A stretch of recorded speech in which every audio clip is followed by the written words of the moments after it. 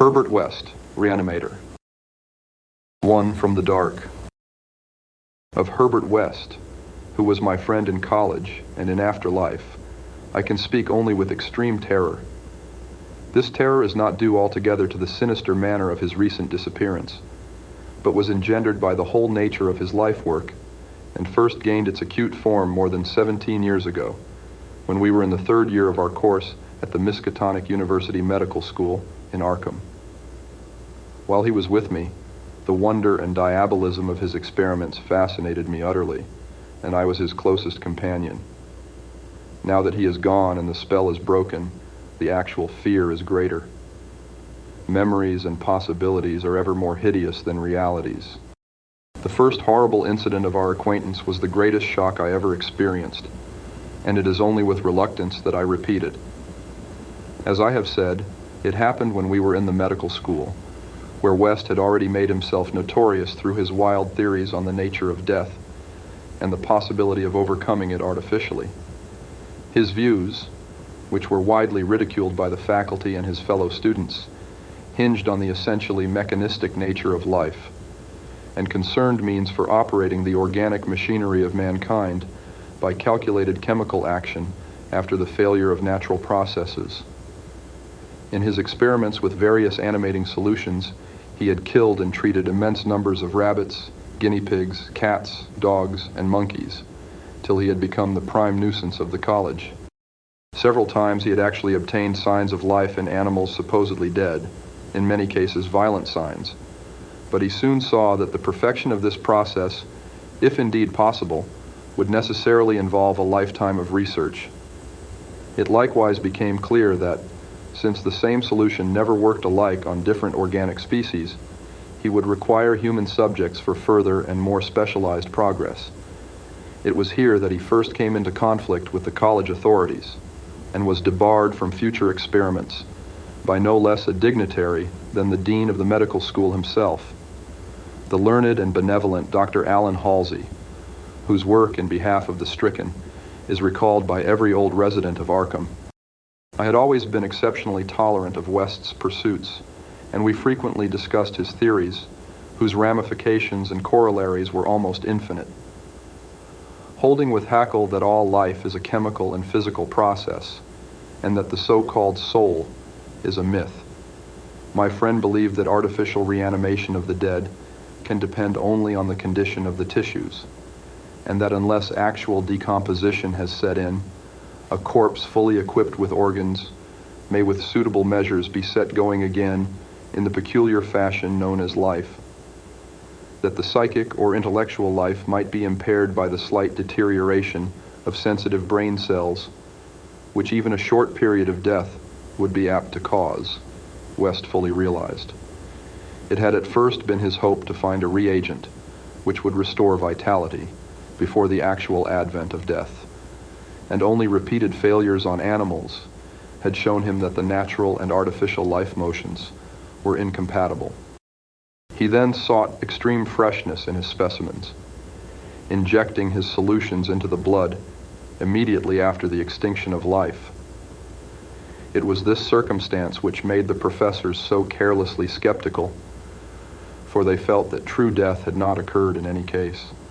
They did not stop to view the matter closely and reasoningly. It was not long after the faculty had interdicted his work that West confided to me his resolution to get fresh human bodies in some manner and continue in secret the experiments he could no longer perform openly.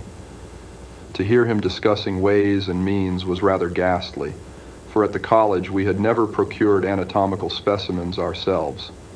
Whenever the morgue proved inadequate, 2 local Negroes attended to this matter, and they were seldom questioned. West was then a small, slender, spectacled youth with delicate features, yellow hair, pale blue eyes, and a soft voice, and it was uncanny to hear him dwelling on the relative merits of Christchurch Cemetery and the Potter's Field. We finally decided on the Potter's Field because practically every body in Christchurch was embalmed, a thing of course ruinous to West's researches. I was by this time his active and enthralled assistant, and helped him make all his decisions, not only concerning the source of bodies, but concerning a suitable place for our loathsome work. It was I who thought of the deserted Chapman farmhouse beyond Meadow Hill, where we fitted up on the ground floor an operating room and a laboratory, each with dark curtains to conceal our midnight doings. The place was far from any road, and in sight of no other house, yet precautions were none the less necessary, since rumors of strange lights, started by chance nocturnal roamers, would soon bring disaster on our enterprise. It was agreed to call the whole thing a chemical laboratory if discovery should occur. Gradually, we equipped our sinister haunt of science with materials either purchased in Boston or quietly borrowed from the college, materials carefully made unrecognizable save to expert eyes, and provided spades and picks for the many burials we should have to make in the cellar. At the college, we used an incinerator, but the apparatus was too costly for our unauthorized laboratory. Bodies were always a nuisance, even the small guinea pig bodies from the slight clandestine experiments in West's room at the boarding house. We followed the local death notices like ghouls, for our specimens demanded particular qualities. What we wanted were corpses interred soon after death and without artificial preservation, preferably free from malforming disease, and certainly with all organs present. Accident victims were our best hope. Not for many weeks did we hear of anything suitable, though we talked with morgue and hospital authorities, ostensibly in the college's interest, as often as we could without exciting suspicion. We found that the college had first choice in every case, so that it might be necessary to remain in Arkham during the summer, when only the limited summer school classes were held. In the end, though, luck favored us, for one day we heard of an almost ideal case in the Potter's Field, a brawny young workman drowned only the morning before in Sumner's Pond, and buried at the town's expense without delay or embalming. That afternoon we found the new grave and determined to begin work soon after midnight. It was a repulsive task that we undertook in the black small hours, even though we lacked at that time the special horror of graveyards, which later experiences brought to us. We carried spades and oiled dark lanterns, for although electric torches were then manufactured, they were not as satisfactory as the tungsten contrivances of today. The process of unearthing was slow and sordid. It might have been gruesomely poetical if we had been artists instead of scientists, and we were glad when our spades struck wood. When the pine box was fully uncovered, West scrambled down and removed the lid, dragging out and propping up the contents. I reached down and hauled the contents out of the grave, and then both toiled hard to restore the spot to its former appearance. The affair made us rather nervous, especially the stiff form and vacant face of our first trophy, but we managed to remove all traces of our visit. When we had patted down the last shovelful of earth, we put the specimen in a canvas sack and set out for the old Chapman place beyond Meadow Hill. On an improvised dissecting table in the old farmhouse, by the light of a powerful acetylene lamp, the specimen was not very spectral looking. It had been a sturdy and apparently unimaginative youth of wholesome plebeian type, large-framed, gray-eyed, and brown-haired, a sound animal without psychological subtleties, and probably having vital processes of the simplest and healthiest sort. Now, with the eyes closed, it looked more asleep than dead, though the expert test of my friend soon left no doubt on that score. We had at last what West had always longed for, a real dead man of the ideal kind, ready for the solution as prepared according to the most careful calculations and theories for human use. The tension on our part became very great.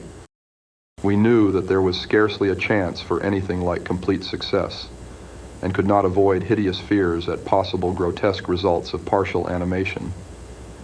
Especially were we apprehensive concerning the mind and impulses of the creature, since in the space following death, some of the more delicate cerebral cells might well have suffered deterioration.